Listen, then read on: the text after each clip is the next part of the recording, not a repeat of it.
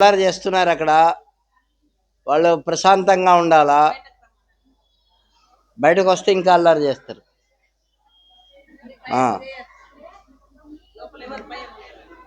అదే వాళ్ళ సౌండ్ అంతా అణిగిపోవాలి, మన సౌండే రావాలి. ఇప్పుడు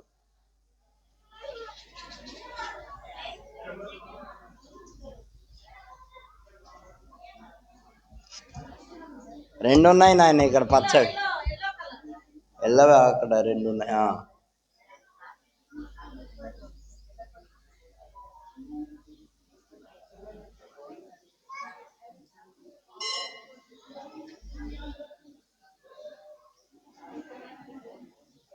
ఓ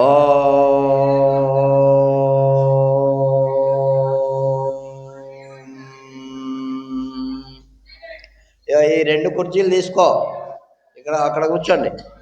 ఇవి తీసేయి, వాళ్ళని ఇక్కడ కూర్చోమా, ఇక్కడ పెట్టు. అక్కడికి ఎందుకు అయినా అక్కడ వేసుకో, ఇది కూడా తీసేయి. అలాగే ఎందుకు అక్కడ కూర్చున్నాయి వాళ్ళు లేరు.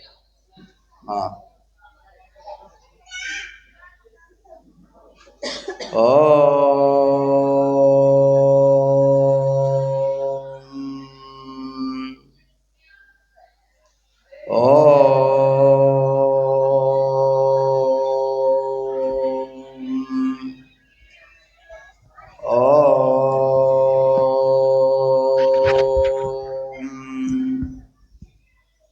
ఓం శ్రీ సత్యానంద యోగీంద్రమరుణాచలవాసిన మౌనేంద్ర రమణ పాదాబ్జ బృంగం వందే తమన్వహం అరుణశైలగతాశ్రమవాసినం పరమహంసమనంజనమచ్యుతం కరుణయా దదతం వ్యవహారితాం సతతమాత్మని సంస్థితమక్షరే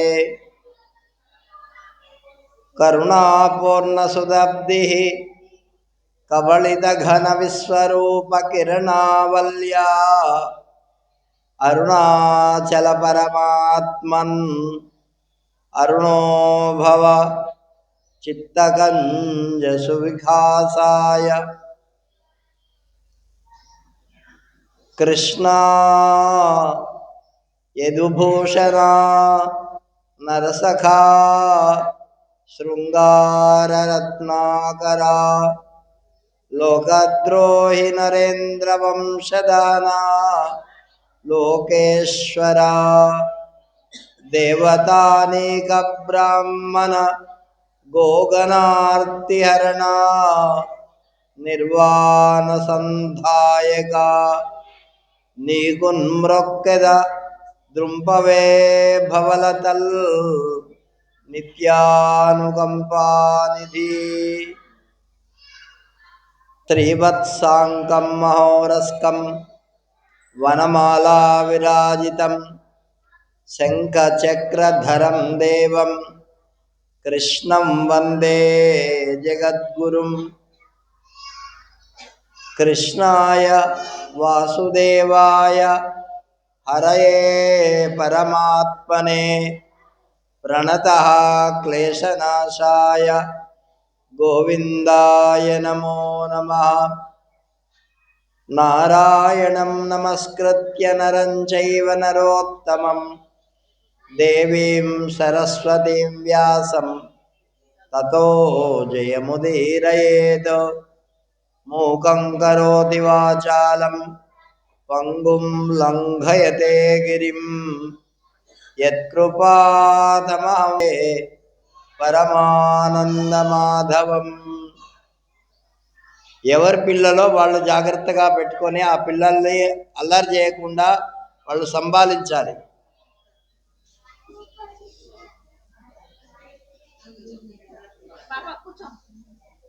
సద్గురుదేవులు భగవాన్ శ్రీ సత్యానంద మహర్షుల వారి చరణారవిందాలకు ప్రణామాలు అర్పిస్తూ మన ఆశ్రమ అధిష్టాన దైవం శ్రీ రాధాకృష్ణ భగవానునికి ప్రణామాలు. పూజ్యపాదులు విరజానంద తీర్థస్వామి వారికి, మాతాజీలకు ఓం నమో నారాయణాయ. గురుదేవుల అనుగ్రహంతో శ్రీ సత్యానంద మహర్షి గీతా ఆశ్రమ 47వ వార్షికోత్సవాలు జరుపుకుంటున్నాము. అంటే మన ఊళ్ళో ఈ ఆశ్రమం పెట్టి 47 సంవత్సరాలు అయిందన్నమాట. ఎంత అయింది? 47 సంవత్సరాలు. అంతకుముందే వచ్చి ఉంటారు ఇక్కడికి స్వామివారు వచ్చి ఎన్నేళ్ళు అయిందో మనకు తెలీదు, నాకు కూడా తెలీదు. బ్రహ్మానంద తీర్థ స్వామివారు వారి భాగవతోపన్యాసాలు ఇక్కడ ఏర్పాటు చేస్తున్నారు. ఇక్కడ కాపు సంఘమో ఏదో ఉండింది. అప్పుడు మన హైదరాబాద్ శాస్త్రి గారు కూడా వారితో పాటు వచ్చి ఉన్నారు. అప్పుడు మన భక్తులందరూ కలుసుకొని ఈ ఆశ్రమం ఏర్పాటు చేయాలా అని అనుకొని రాపెల్లి నారాయణ గారు తనకు 2 ప్లాట్లు ఉంటే ఇచ్చేసినాడు. మొట్టమొదట ఆయన ప్రారంభం.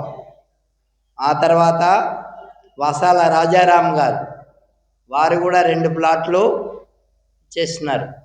మామిడాల రాయబోస్ గారు వారు కూడా ఇచ్చేసినారు. ఇంకా ఉన్నారు, వాళ్ళ పేర్లన్నీ నాకు జ్ఞాపకం లేదు. వాళ్ళందరూ మేమొకటి అని అట్లా ఇచ్చేసి బ్రహ్మానంద తీర్థ స్వామివారి కరకమలముల చేత ఈ ఆశ్రమము శంకుస్థాపన చేయబడింది. అప్పుడు ఇక్కడ ఒక పాక ఉండే, ఆ కాలంలో వేసినటువంటి పెంకులు వేసి, బెంగళూరు పెంకులు వేసి చాలా కాలము, నేను కూడా భగవాన్ వారు చాలా కాలం వస్తూ దీంట్లోనే ఉన్నారు, నేను కూడా చాలా కాలం ఉన్నా. ఒకరోజు ఇట్లాగే వర్షం పడుతూ ఉండింది. నేను ఆ రూములో ఉన్నా. ఇక్కడ ఒక మన సత్సంగం భగవాన్ వారి వారి పీఠం ఉండే, దాని పక్కన ఒక రూమ్ ఉండింది. ఆ రూమ్లో ఉన్నా. పెద్ద వర్షం వచ్చింది. నేను పడుకో, ఆ బట్టలు అన్నీ తడిసిపోయినాయి, పక్క కూడా తడిసిపోయింది. ఇక పడుకోవడానికి లేకుండే. అప్పుడు రాజారాం గారి పక్క ధ్యాన మందిరంలో పడుకొని ఉన్నారు. ఆ అమ్మగారేమో అక్కడ రూమ్లో పడుకొని ఉన్నారు.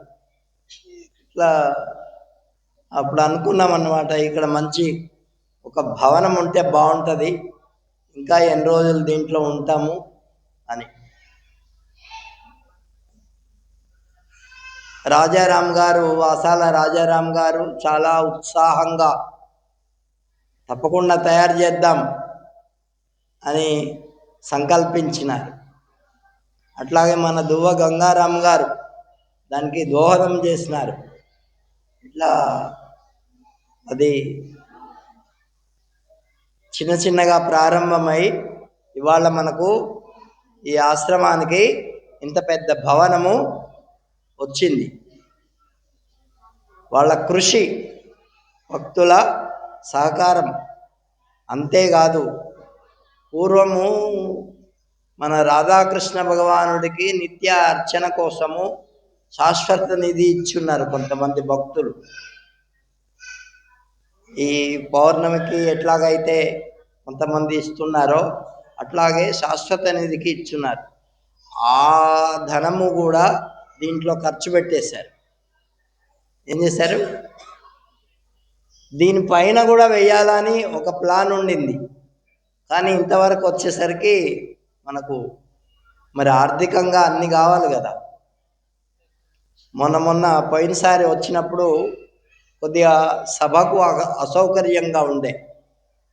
అప్పుడు మన సరోజనమ్మ గారిని పిలిచి, మన స్వామివారి శిష్యులే వారు కూడా, 45 ఏళ్ళు అయింది ఆమె ఉపదేశం తీసుకొని పెద్ద స్వామివారి దగ్గర. ఆమెకు చెప్పిన, ఇక్కడ ఏదన్నా బాగా ఉపన్యాసానికి సభ మండపం ఉంటే బాగుంటుంది ఆ తల్లి అని చెప్తే ఆమె 1 సంవత్సరంలోనే ఈ రేకులు వేసి స్టేజ్ కట్టి కింద కూడా మీ కాళ్ళకు మట్టి అంటకుండా ఏమి సిమెంట్ అంతా కూడా చేయించారు. అంటే ఆమె ఒక్కతానే కాదు, ఇంకా భక్తులు అందరూ కలిసి. కాబట్టి కృషి చేస్తే దానికి ఫలితము ఉంటుంది. ఏం చేయాలా? కృషి చేయాలా, ప్రయత్నం చేయాలా. ప్రయత్నం వల్లనే చేయగా పనులు ఎవరికి రాదా? వినగా రాగం అతిశైలుచునుండు, తినగా వేము తీయనుండు. చేయగా పనులు సాధనముల పనులు అది వేరే. కాబట్టి సాధన చేస్తే ఏమొస్తుంది? సాధన చేస్తేనట సాధ్యం కానిటువంటిది ఏమీ ఉండదు. అట్లాగే భగవంతుని యొక్క సేవ చేసినా కూడా చేస్తూ ఉంటే కొన్ని రోజులకి వేపాకు తినాలంటే మొట్టమొదట చేదుగా ఉంటుంది. అదే అలవాటు అయిపోతే అదే తీయగా అయిపోతుంది, నోరుగా అలవాటు పడిపోతుంది. కాబట్టి నాకేం పాటలు వస్తాయి అని అనుకుంటే ఏం రావు. చిన్నపిల్లలు సాధన చేస్తూ ఉంటే, తనుశ్రీ అని కొరుట్లలో ఉండేది, ఈసారి వచ్చినట్లేదు వాళ్ళు. కాబట్టి మంచి మొన్న త్యాగరాజస్వామి కీర్తనలు మరి మంచిగా సాధన చేసింది. ఇట్లా మనం సాధన చేస్తే, అయ్యా వాళ్ళకి చెప్పండి, ఎవరు వాళ్ళ తల్లిదండ్రులు, ఎవరు వాళ్ళ తల్లిదండ్రులు వచ్చారా, ఊరికినే వాళ్ళు వచ్చారా, మరి అంతా అల్లరి చేస్తున్నారు వాళ్ళు.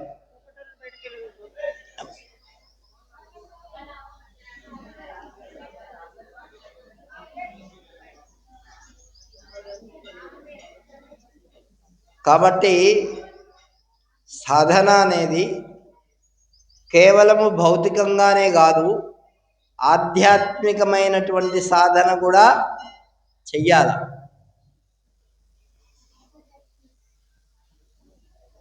ఈ ఆధ్యాత్మిక సాధన మన వాళ్ళు చెప్పారు, మన స్వామివారు కూడా మనస్సు గురించి ఎంతో మీకు ఇందాక చెప్తూ ఉన్నారు.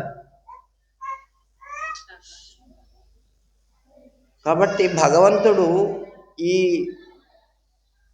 7వ అధ్యాయం నుంచి 12వ అధ్యాయం ఇవాళ పారాయణం జరిగింది. ఈ అధ్యాయాల్లో ఎన్నో విషయాలు చెప్పారు, సాధనాపరమైనటువంటివి. 8వ అధ్యాయం అద్భుతమైనటువంటి అధ్యాయం, దాంట్లో కూడా అక్షర పరబ్రహ్మ యోగాన్ని గురించి చెప్పినారు. ఆ తర్వాత 9వ అధ్యాయం రాజవిద్య రాజగుహ్య యోగం. దాంట్లో ఏం చెప్పాడు భగవంతుడు అంటే, చాలా ఎవరైతే నన్ను భజిస్తారో వాళ్ళ యొక్క యోగక్షేమములను నేను మోస్తా. ఏమన్నాడు?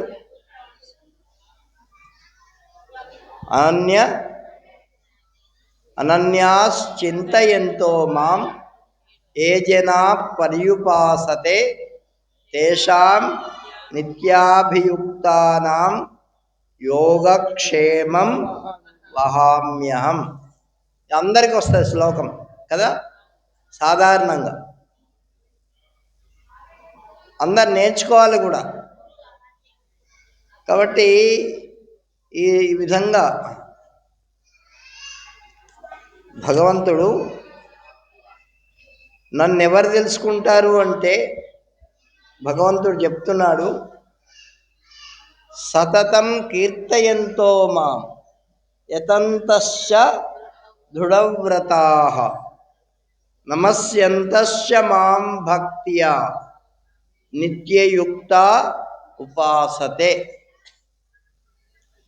ఏం చెప్తున్నాడు? ఎట్లా మనం భగవంతుణ్ణి సేవించాలి అంటే, ఇప్పుడు మీరందరూ అందరిళ్ళల్లో ఈ ఈ మధ్యకాలంలో అందరిళ్ళల్లో కుట్టు మిషన్లు ఉంటున్నాయి కదండి. చిన్నప్పటి నుంచే నేర్చుకుంటున్నారు కదా. అది కొత్తగా నేర్చుకున్నాడు అనుకోండి, పొరపాటున ఆ గుడ్డ అట్లా పెట్టి తిన్నగా తీస్తే పర్వాలేదు. ఒకప్పుడు పొరపాటున వేళ్లకు ఆ సూది గుచ్చుకునేటటువంటి వాళ్ళు కూడా ఉన్నారు. ఇది ఏమవుతుంది? ఇక సూది గుచ్చుకున్నంత మాత్రం చేత ఉట్టడమే మానేస్తామంటే వాడికి వస్తుందా?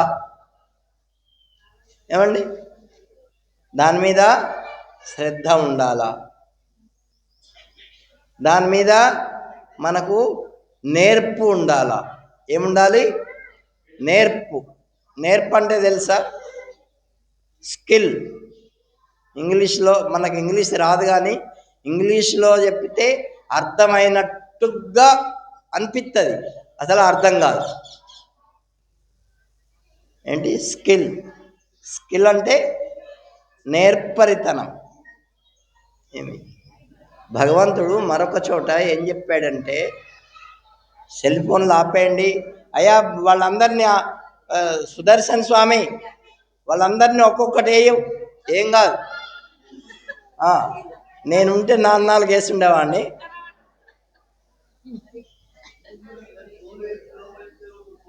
ఎక్కడ ఉండాలో, ఎక్కడ ఎలా ఉండాలో వాళ్ళకి అర్థం కావాలి.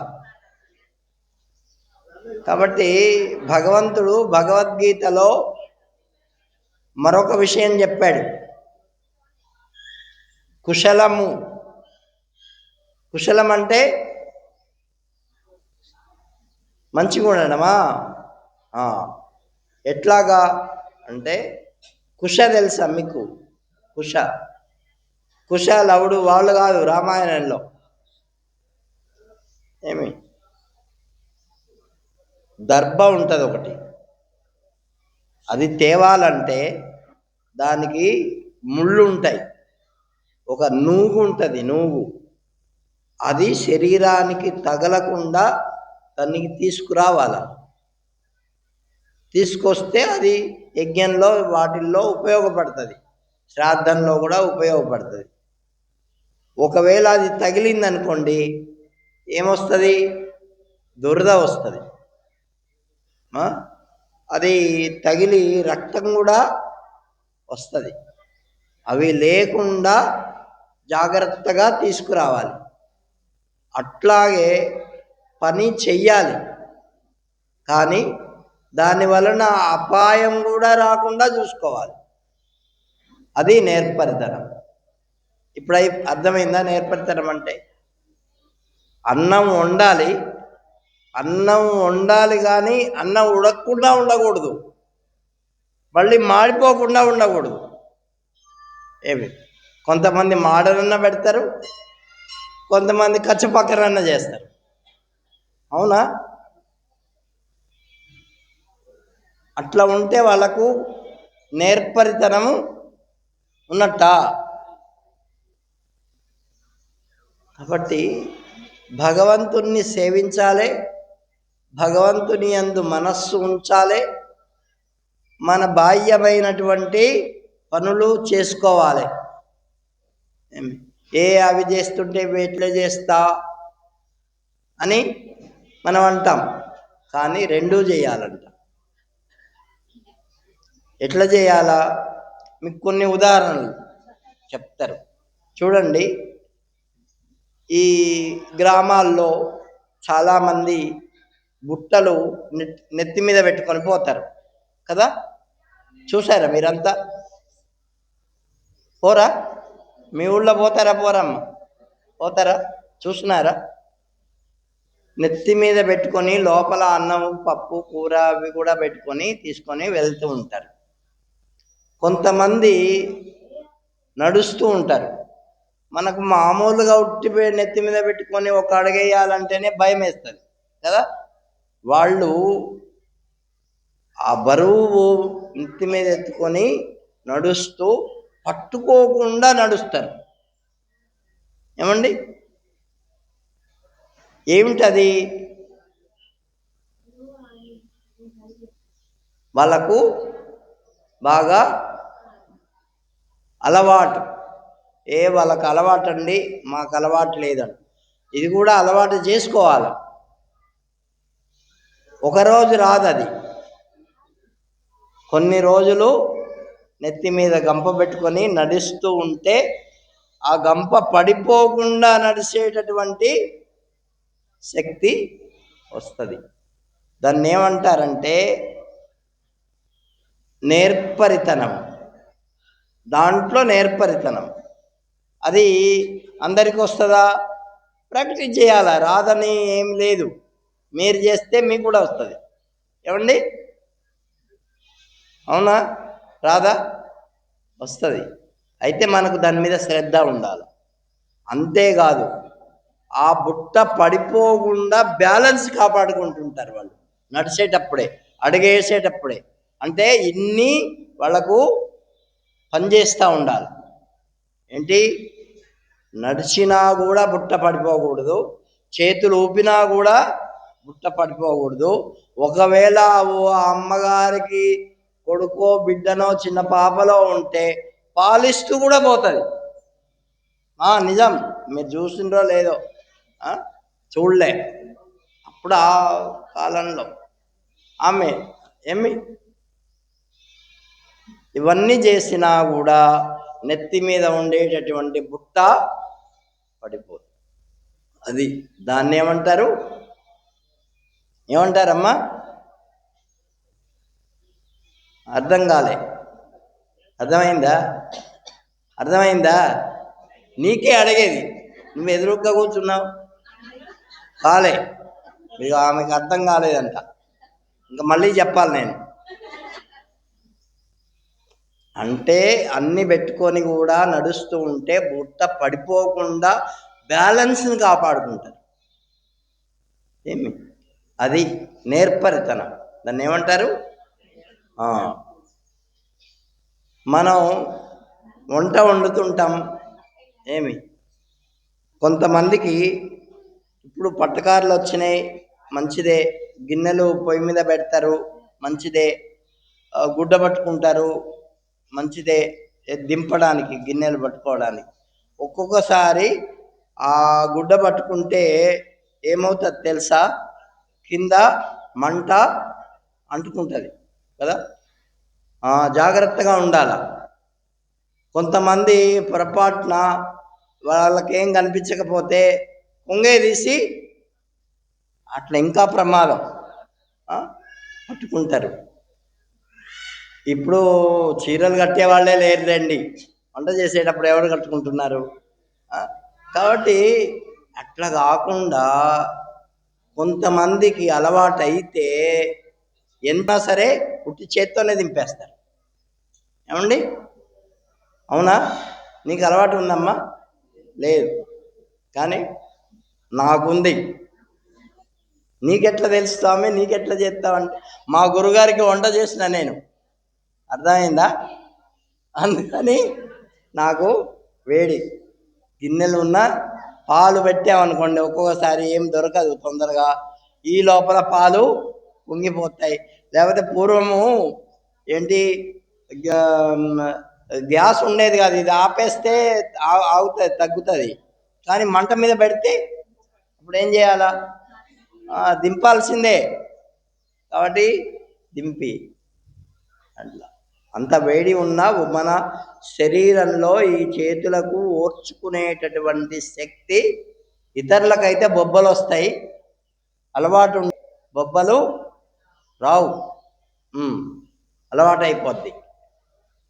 అంటే దేనివల్ల వచ్చింది చెప్పండి? దేనివల్ల వచ్చింది? అలవాటు.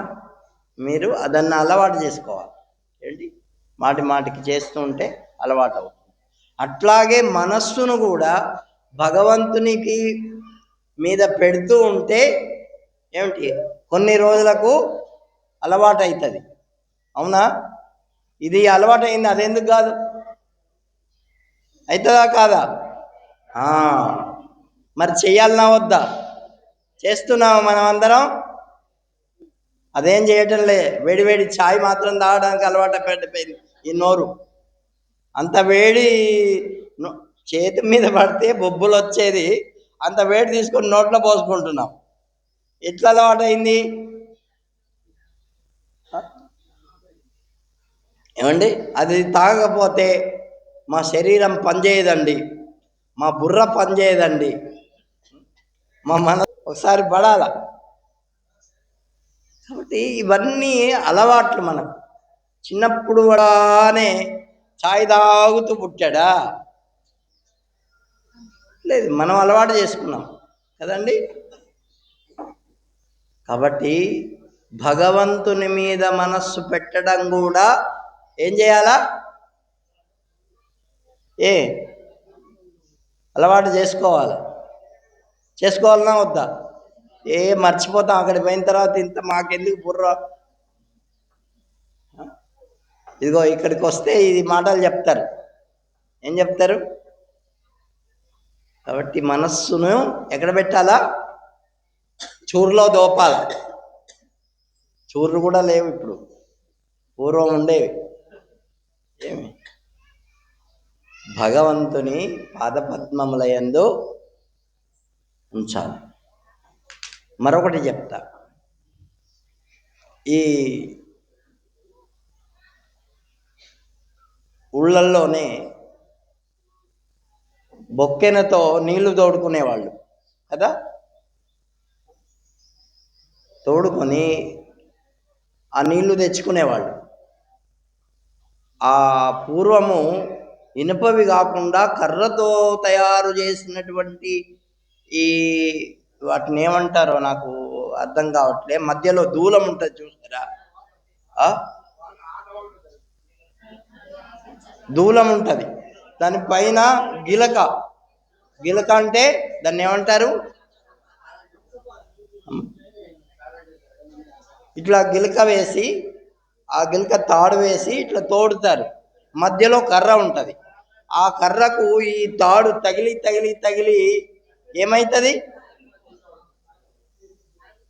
కదా? మీ అందరికి తెలుసు ఎందుకు అరిగింది అది. రాపిడి వల్ల, మాటి మాటికి తగలడం వల్ల. అట్లాగే మన మనస్సు కూడా భగవంతుని యొక్క నామం తగులుతూ ఉండాల. అవునా? అప్పుడేమవుతుంది? మనస్సు అరిగిపోతుంది. ఏమి అర్థమైందా? అర్థం కాలే? మరి ఇప్పుడు ఏం చేస్తావు? అర్థమైంది, ఏం చేస్తావు? ఇప్పుడు యూట్యూబ్లో మంచి ఐస్ క్రీమ్, బాదాం ఐస్ క్రీమ్ తయారు చేయాలని ఉంటుంది అనుకో, నువ్వు చూస్తావా లేదా? చూస్తావు. చూసిన తర్వాత అది ట్రై చేస్తావా లేదా తినడానికి? మరి ఇక్కడ విన్నావు, ఎప్పుడన్నా ట్రై చేస్తావా లేదా? చేయాలన్నా వద్దా? ఏమి మరి ఇంటికి పోయి ఎప్పుడన్నా చేస్తారా? నిశ్చలంగా కూర్చొని కళ్ళు మూసుకొని ఒక 10 నిమిషాలు రోజుకి ఏం చేయాలా? ఇక మనస్సును భగవంతుని మీదనే పెట్టాలా, ఇటు అటు పోకూడదు. మీకు తెలుస్తుంది సుమా, ఇటు అటు పోతుందని కూడా తెలుస్తుంది కదా. అది ఎవరు చూసేవాళ్ళు? ఇటు అటు పోతుందని తెలుసుకునేవాళ్ళు ఎవరు? అట్లా పోనీయకుండా పెట్టేటటువంటిది ఏదైతే సాధన ఉందో ఆ సాధన మనం చెయ్యాలి. దాంట్లో పోకుండా అట్లాగే పెట్టేటటువంటిది అది కుశలత్వం. మొట్టమొదట పోతుంది, తర్వాత పోకుండా మనం సాధన చేస్తే ఎట్లాగైతే నీకు చేతో కాలదో అట్లాగే ఇది కూడా సాధన. ఏమి తర్వాత ఈ కూరగాయలు అవి అమ్మేవాళ్ళు కూడా అంతే, బుట్ట పైన పెట్టుకొని అమ్ముతూ ఉంటారు, అరుస్తారు, నడుస్తారు, అన్ని బుట్ట మాత్రం పడిపోదు. అది ఆ బ్యాలెన్స్ని మనం ఈ లోక వ్యవహారాలు చేస్తూ కూడా ఏమి భగవంతుని యందు మనస్సు పెట్టడానికి ప్రయత్నం చేయాల. ఇదే కుశలత్వం అంటే, ఇదే నేర్పరితనం అంటే. ఇటువంటి నేర్పరితనం లేకుండా ఉంటే అరే నువ్వెందుకు పనికిరావురా, మామూలు పనులు చేయడానికి కూడా వాడు చెయ్యలేకపోతే మనం ఏమంటాం? కొంతమంది చేసేవాళ్ళు ఉంటారు, అబ్బా చాలా చక్కగా చేస్తాడండి. కొంతమంది కానీ దాని మీద మనస్సును పెట్టి ఇట్లా భగవంతుని యందు ఉంచడానికి రోజు ప్రాక్టీస్ ఎప్పుడు చేయాలారో? ఎప్పుడో కాదు, విన్నప్పుడు ఇవాళ విన్నారు 5 నిమిషాలకు కాదు, ఎప్పుడూ చేయాలి, రోజు చేయాలి. అది రోజు తగిలితేనే కదా ఆ కర్రకు ఏమి. ఇప్పుడు మీరందరి ఇళ్లలో సింకులు ఉన్నాయా? సింకులు ఉన్నాయా? ఉన్నాయా? అక్కడ గిన్నె పెడతారు, గిన్నె ఆ కొలాయి కింద, కొలాయి అంటే నల్ల, దాని కింద పెడతారు, నీళ్లు పడుతూ ఉంటాయి. అక్కడ గిన్నె పెడతారు. గిన్నె పెట్టిన తర్వాత మొట్టమొదట అయితే ఆ గిన్నె ఆగదు, అక్కడ ఆగుతుందా? కొన్ని రోజులు అయిన తర్వాత గిన్నె పెడితే అక్కడ ఆగుద్ది. ఏమైంది అక్కడ చెప్పండి? అయ్యగారుల కంటే తెలియదు అనుకో, అమ్మగారులు అందరికీ తెలుసు. మా మాత చెప్తుంది, గుంట తయారవుతుంది చుట్టలాగా కదా. అవునమ్మా, మీ ఇంట్లో అయిందా కాలేదా? అరే చెప్పమ్మా. కాబట్టి ఇదిగో అది రోజు పడుతుంది కాబట్టి అక్కడ గుంట ఏర్పడి, అంతకుముందు లేదు. మన మనస్సు భగవంతుని మీద అంతకుముందు లేదు. ఇప్పుడు నువ్వు ప్రయత్నం చేస్తే రాయి అరిగింది, నీ మనస్సు అరగదా? ఏమండి, రాయి అరిగిపోయింది, ప్రయత్నం చేస్తే మీ మనస్సు అరగదా? మీ మనస్సు రాయి కంటే ఈనమా? చెప్పండి, కాదు కదా. కాబట్టి ఏం చేయాలా? రోజు ఏం చేయాలా? అభ్యాసం చేయాలా, ప్రాక్టీస్ చేయాలా, సాధన చేయాలి. దీన్నే సాధన అన్నారు. ఎన్నో రకాలుగా ఎన్నో మనుషులు చెప్తుంటారు. మరి ఇప్పటి నుంచి ఏం చేస్తారు మీరు? నాకు అందరు దక్షిణ ఇవ్వాలి, ఇవాళ ఇస్తారా? మేము దేలేదు స్వామి అంటారు కదా. తెచ్చింది అవసరంలే. ఏమి రోజు ఒక 10 నిమిషాలు కూర్చొని భజన చేయండి, అదే నాకు దక్షిణ. చేస్తారా లేదా? చెయ్యరు. నాకెవరు మొహాల్లో కనిపించడమే లేదు. అది మొహాల్లో ఇట్లా కనిపిస్తే చెయ్యాలనే ఉత్సాహం అంటే అందరూ ప్రయత్నం చేయాలి. ఏం చేయాలా? రోజు నువ్వు చేస్తే ఏందయ్యా ఇట్లా ఉంటే మరి భగవంతునికి మనస్సులో పెంచితే, భగవంతుని ఉంచితే మనకు లాభం ఏంటి అనుకోవచ్చు. ఇగో మీకు ఎప్పుడైతే ఎవరైనా తిడతారనుకో, ఆ టైంలో భగవంతుని యందు ఉంచండి మీ మనసు. ఇక మీకు దుఃఖమే ఉండదు, బాధలే ఉండవు. మీకు అయిష్టమైన పదార్థాలు వచ్చినాయనుకో, అయిష్టమైన మాటలు మాట్లాడినారనుకో, అయిష్టమైనటువంటి వ్యక్తులు తారసపడ్డారనుకో, అప్పుడు ఏం చేస్తావు? తీసిపోయి భగవంతుని మీద పెట్టు. అప్పుడు మీకు ఇంకేం వినబడవు, చెవులు కూడా ఏమి. కాబట్టి భగవంతుని యందు మనస్సు ఉంచితే ఇది లాభం. మీ అందరికీ కష్టం కావాలన్నా, బాధ కావాలన్నా అవసరం లేదు. అట్లా భగవంతుని మీద మనస్సు పెట్టారనుకోండి. అందుకే చెప్తున్నాడు, ఏం చెప్తున్నాడు? అనన్యాశ్చింతయంతో మాం ఏ జనా పర్యుపాసతే తేషాం నిత్యాభియుక్తానాం యోగక్షేమం వహామ్యహం. పూర్వకాలంలో నీళ్లు తెచ్చుకోవడానికి పోయేవాళ్ళు. అక్కడ నీళ్లు తోడుకోవడానికి అక్కడ కుండ పెట్టేవాళ్ళు. ఏమి కొంతకాలము కుండ పెడితే ఏమొస్తుంది అక్కడ కూడా? అవునా? చుట్టూ రాళ్ళే, అవి రాళ్ళకే అంత గుంట పడింది, నిశ్చలంగా కుండ నిలబడింది. అటువంటప్పుడు ఈ మనస్సు నిలబడదా? ఏమండి, ఏం చేయాలి మరి? మనం రోజు భగవంతుని యొక్క నామం ఆ టైంకి చేస్తూ ఉంటాం. చాలామంది అంటారు, మా మనస్సు నిలబడదు, మా మనస్సు ఎక్కడికో పోతుంది, మేము ఇబ్బంది పడుతున్నాము, ఇక మేము చేయడమే మానేసినాం. అట్లా కాదు. ముందు చెయ్యడము ఒక 5 నిమిషాలతో ప్రారంభించండి, ఎక్కువ వద్దు.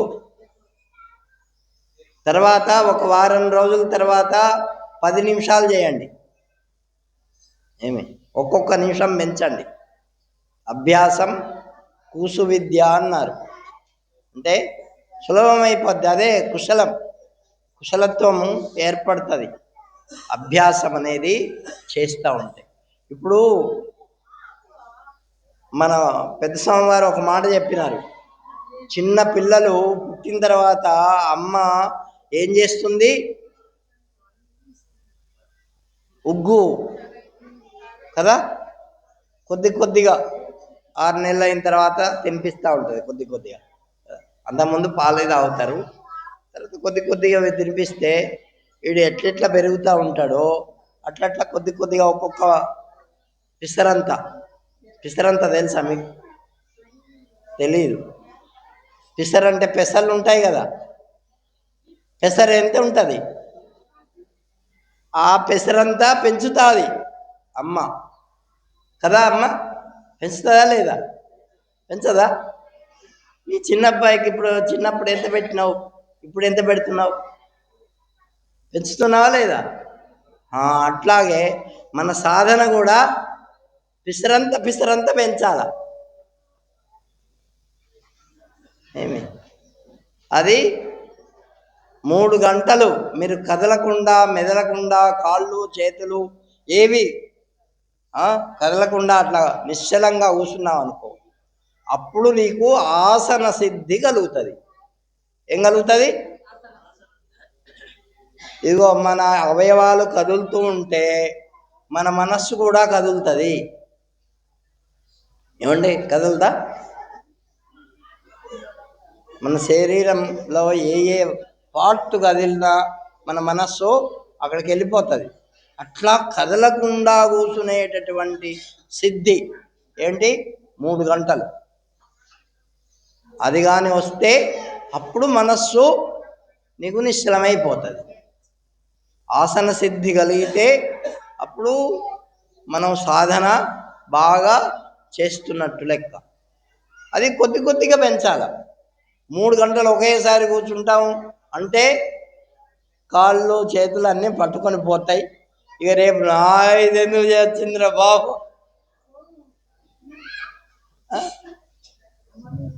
కాబట్టి సాధన అలా ఇక వాడు 12 ఏళ్ళు 20 ఏళ్ళు వచ్చిందనుకో, వాడికి పూర్వకాలం లేండి, ఇప్పుడు కాదు, పూర్వకాలంలో వాడికి 20 ఏళ్ళు వస్తే వాడు ఒక సేరు బియ్యం హాయిగా తినేస్తాడు, ఏమి సందేహం లేకుండా కదండి. సేర్ అంటే తెలుసా? కేజీ బియ్యం తినేవాళ్ళు లేరులేండి ఇప్పుడు. ఎంతో 1/4 కిలో, అర కిలో కూడా వాళ్ళు లేరు. పూర్వం తినేవాళ్ళు బాగా. కాబట్టి బాగా సాధన అంటే అట్లా పెరగాల చిన్నగా. ఎంత సాధన చిన్నగా. అందుకే ఏం చెప్పారంటే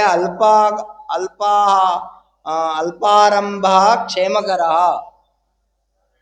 కొద్దిగా ప్రారంభించి ఇట్లా ఒక్కొక్క నిమిషం పెంచుతూ పోయి 3 గంటల దాకా పెంచి సాధన చెయ్యాలి. మనకు సాధ్యం కాలేదనుకో, కాళ్ళు చేతులు పట్టుపోయాయి, మరి ఎట్లా కూర్చోవాలా స్వామి? కాళ్ళు చాపుకొని కూర్చోవాలా?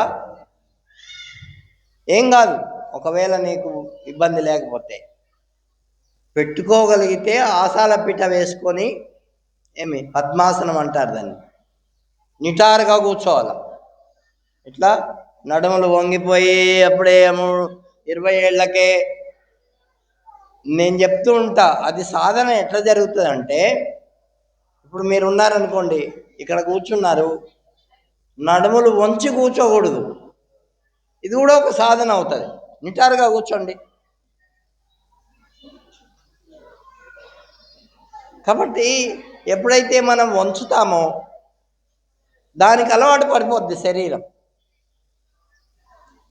కాళ్ళు జాపుకోవడానికి అలాగా అలవాటు పడిందనుకో, అది ముడుచుకోవడానికి ఇబ్బంది పడతాం. మన శరీరాన్ని మనం ఎలా తయారు చేసుకోవాలో మనమే నిర్ణయించుకోవాలి. చేస్తూ ఉంటే అవి వయస్సు రీత్యా వస్తే అది వేరే సంగతి. కాబట్టి మంచి 17, 18, 20 ఏళ్ళ అమ్మాయిలు కూడా ఇట్లా వంగిపోయి కూర్చుంటున్నారు. అమ్మాయిలు, అబ్బాయిలు కూడా అంతే, అమ్మాయిలు అని కాదు. కానీ కొంతమంది అమ్మాయిలు ఇప్పటికే అవేర్నెస్ అంటే జాగ్రత్త వహించి, చూడండి కిందేదన్నా పడిందనుకో ఇట్లా వంగి తీయరు వాళ్ళు. ఎలా తీస్తారు చెప్పండి? ఇట్లా కూర్చొని, చిన్నగా కూర్చొని ఇట్లా తీస్తారు. చూసారా? అది కరెక్ట్. ఇట్లా వంగి తీయడం అది కరెక్ట్ కాదు మన శరీరం. కాబట్టి అట్లాగే మన మనస్సు కూడా ఏం చేస్తుంది అంటే, వంగిపోయినట్టుగా అనిపిస్తుంది, ఏటేటో వెళ్ళిపోతుంది, ఇదేం పనిరా అనిపిస్తుంది. కాబట్టి అవన్నింటినీ మనం జాగ్రత్త చేసి, ఎక్కడెక్కడికి పోతుందో అక్కడక్కడి నుంచి తీసుకొని వచ్చి మళ్ళీ భగవంతుని పాదాల మీద పెట్టాల. దీన్ని ఏమంటారు? సాధన. ఇప్పుడు గిలక ఉన్నదనుకో, అక్కడి నుంచే తోడాల. వేరే చోటు నుంచి తోడతానంటే ఆ బొక్కెన వేసింది సరిగ్గా వస్తుందా? మీకు కష్టపడాల, వంగాల, ఇట్లా లాగాల. కొంతమంది లాగే వాళ్ళు కూడా ఉన్నారు, అది కూడా ప్రాక్టీసే. దానికంటే సులభమైంది ఇట్లా తోడడం. ఇప్పుడు కొలాయిలు వచ్చాయి కాబట్టి, నల్లలు కాబట్టి సులభమైంది. మనస్సు అట్లా భగవంతుని మీద ఉంచుకోవడానికి మనం ఏం చేయాలా? అవునా? నాకు 5 నిమిషాలు అయినట్టుంది, మీకు ఎంత అయిందో తెలియదు.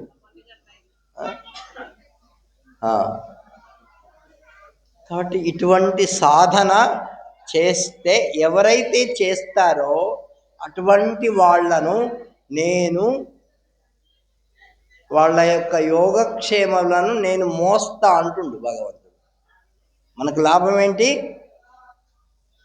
భగవంతుని మీద ఇట్లా మనస్సును పెట్టి ఉంచేటటువంటి వాళ్ళ యొక్క యోగాన్ని, క్షేమాన్ని భగవంతుడు మోస్తా అంట. అనన్యాస్ చింతయంతో మాం ఏ జనా పర్యుపాసతే తేషాం నిత్యాభియుక్తానాం యోగక్షేమం వహామ్యహం. అనన్య చింత అంటే ఎడతెరిపి లేకుండా ఉండేటటువంటి చింతన ఉండాల భగవంతుడు. అట్లా చేసేటటువంటి వాళ్ళ ఏం చేస్తాడు? మరి అవన్నీ మనం ఏం చేయకుండా, దేవుడు మమ్మల్ని చూడదే లేదు, ఇక వాడింట్లో అంటే ఏం చూస్తాడు చెప్పండి? నువ్వు చేస్తే కదా చూస్తాడు. ఆయనను ఆ విధంగా స్మరించాలి, సాధన చేయాలి. అటువంటి కుశలత్వము ఏం చెప్తున్నాడు? అనన్యాస్ చింతయంతో మా సతతయుక్తానాం. సతతం అంటే ఎల్లప్పుడూ, ఒకసారి చూసి ఒకసారి అని ఒకసారి మానడం కాదు. ఇట్లా చేసేటటువంటి వాళ్ళ యొక్క యోగక్షేమాలు నేను మోస్తా. ఏమంటుండు? మీ యోగక్షేమాలు మొయ్యాలనా లేదా చెప్పండి ఇప్పుడు. భగవంతుడు మొయ్యాలనా? మొయ్యాలంటే మీరు ఒక పని చేయాలి. ఇందాక చెప్పానే, అది చేస్తే మోస్తాడు, లేకపోతే ఎందుకు మోస్తాడు? నీకు నాకేం సంబంధం? నేను వచ్చి మీ ఇంట్లో పని చేస్తానా? ఎందుకు చేస్తా? అది ఏమి అర్థమైందా? అర్థం కాలేదా? ఏమ్మా అర్థమైందా? మరి మా ఇంట్లో మంచిగా ఉంచట్లేదు మా దేవుడు, అది ఇది అని ఎన్నో అంటుంటారు కదా, అవునా? కోపం వచ్చినప్పుడు ఇక నోటికి వచ్చినట్టు మనస్సుకు వచ్చినట్టు ఏమో అంటారు. ఆయన ఎందుకు పోతుంది? నీకు ఆయనకి ఏం సంబంధం? నువ్వు ఏదన్నా సంబంధం పెట్టుకుంటే కదా. ఇప్పుడు డబ్బులు ఉండే వాళ్ళతో సంబంధం పెట్టుకున్నావు, మనకు అవసరం వచ్చినాయి 10 రూపాయలు ఇచ్చారు కదండి. ఇప్పుడు గుడ్డలు కుట్టేవాళ్ళు మంచిగా కుడతారు అంటే వాళ్ళతో సంబంధం పెట్టుకొని ఏదో 10 రూపాయలు వాళ్ళకి ఇస్తే మనకు మంచిగా కుట్టి ఇస్తారు కదా. ఊరికే ఎందుకు కుడతారు? మనం ఊరికనే కుట్టమని వాళ్ళకి ఇచ్చామనుకో, 6 నెలలకు కూడా అక్కడే పడేసి ఉంటుంది. ఏమంటారు అని ఇక్కడ ఫ్రీ వాళ్ళని పట్టించుకుంటారా? ఏమండి? మరి మనం అందరం ఫ్రీ అయిపోతే ఆయన మోయడానికి ఉన్నాడా? ఆయన కూడా మీరు స్మరిస్తే, ధ్యానిస్తే, ఆయన నామం చెప్పుకుంటే ఏమిటి, ఆయన మీకు కష్టాలు వచ్చినా, నష్టాలు వచ్చినా, ఇబ్బందులు వచ్చినా మోయడానికి ఆయన సిద్ధంగా ఉంటాడు. ప్రహ్లాదునికి మొయ్యలేదా? మోసాడా లేదా? ధ్రువుణ్ణి మోసాడా లేదా? శబరిని మోసాడా లేదా? మీరాబాయిని మోసాడా లేదా? సక్కుబాయిని మోసాడా లేదా? ఏమండి? వీళ్ళందరూ మనకు ప్రమాణం నిజము అని. వీళ్ళందరినీ మనం జ్ఞాపకం చేసుకొని మనం కూడా ఏం చేయాలా? వాళ్ళని ఆదర్శంగా తీసుకొని మనం కూడా ఏం చేయాలా? ఏం చేయాలి చెప్పండి? భగవంతుణ్ణి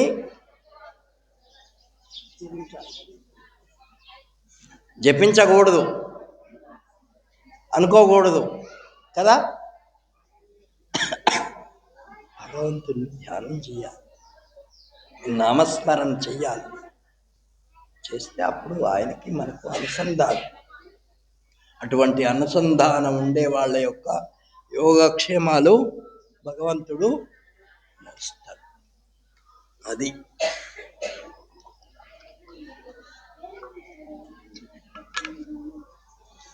కాబట్టి అటువంటి సిద్ధి మీ అందరికీ గురుదేవుడు కలిగించాలా. అటువంటి స్థితిని మీరందరూ పొందాలా.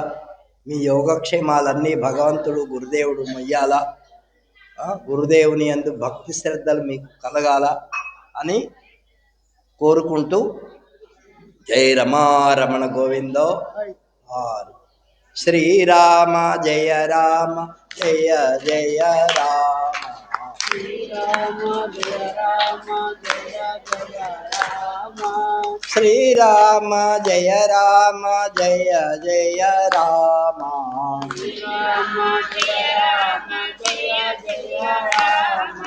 శ్రీరామ జయ రామ జయ జయ రామ. శ్రీరామ జయ రామ జయ జయ రామ.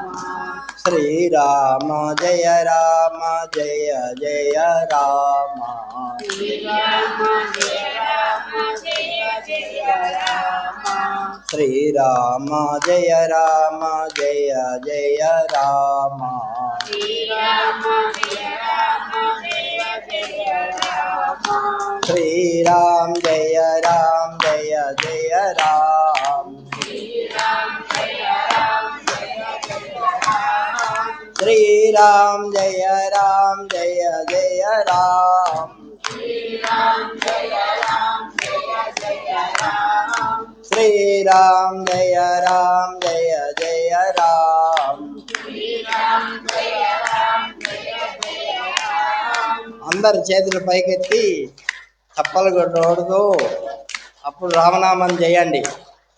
శ్రీరామ్ జయ రామ్ జయ జయ రామ్. శ్రీరామ్ జయ రామ్ జయ జయ రామ్.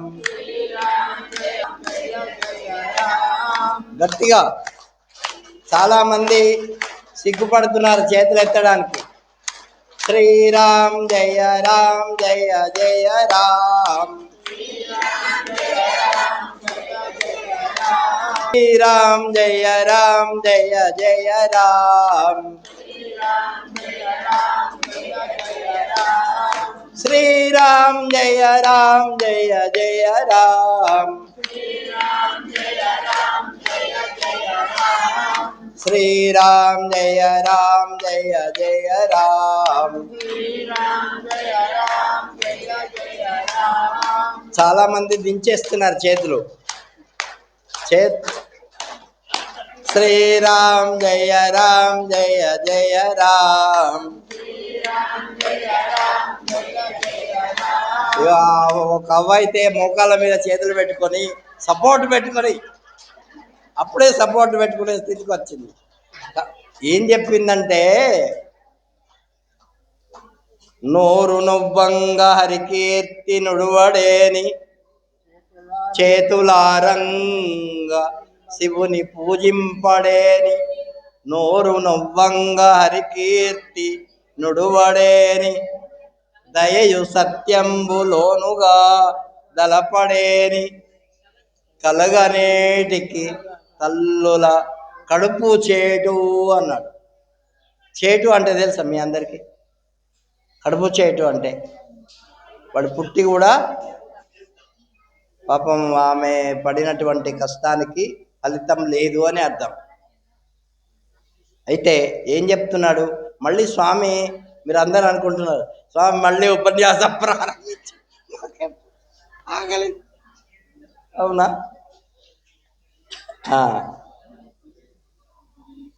చేతులారంగా.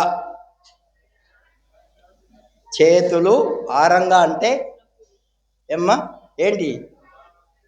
ఇంట్లో గిన్నెలు దోముతారు, ఇంకెన్నో పనులు చేస్తారు.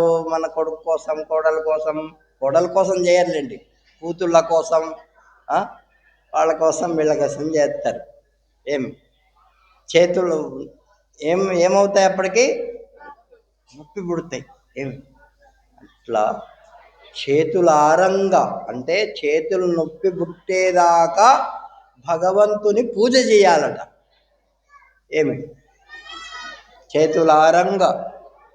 తర్వాత నోరు నువ్వంగా, నొచ్చేదాకా భగవంతుని యొక్క నామస్మరణ చేయాలి. ఎప్పుడన్నా చేసుకున్నారా?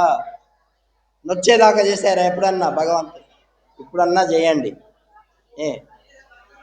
అయ్యా ప్రారంభించకండి మీరు. ఒక నిమిషం అయిపోతుంది నా ఉపన్యాసం కూడా. సాయంకాలం చెప్తా మళ్ళీ. అర్థమైందా? అందరు రండి సాయంకాలం. ఎట్లా సులభంగా. మరి ఇన్ని గంటలు ఎక్కడ చేస్తాం స్వామి అంటే అప్పుడు చెప్తా. కాబట్టి నోరు నొవ్వంగా, చేతులు నొచ్చేదాకా ఇంట్లో పనులు చేస్తారు. నోరు నొచ్చేదాకా అంటే ఇతరులను తిట్టమంటే బ్రహ్మాండంగా తిట్టేస్తారు వాళ్ళ. కాబట్టి అట్లా కాకుండా భగవంతుని యొక్క నామాన్ని నోరు నొచ్చేదాకా చేయాలి. సత్యాన్ని పలకాలి. దయను ప్రాణుల యందు చూపించాలి. మనకు ఉండే దాంట్లో కొద్దిగా పెట్టాలి ఇతరులకు. ఇట్లా పుణ్య సంస్థలకు ఇస్తూ ఉండాలి. కాబట్టి ఓం దేహం మృణ్మయవతౌ జడాత్మకమహం బుద్ధిర్న తస్యాస్యతో నాహం తత్తదపేత సుక్తి సమయే సిద్ధాత్మ సద్భావతః ఓహం భావయుత కుతో వరదియ దృష్ట్వాత్మనిష్టాత్మనాం సోహం స్ఫూర్తితయా అరుణాచల శివ పూర్ణో విభాతి స్వయం. అరుణాచల శివ పూర్ణో విభాతి స్వయం.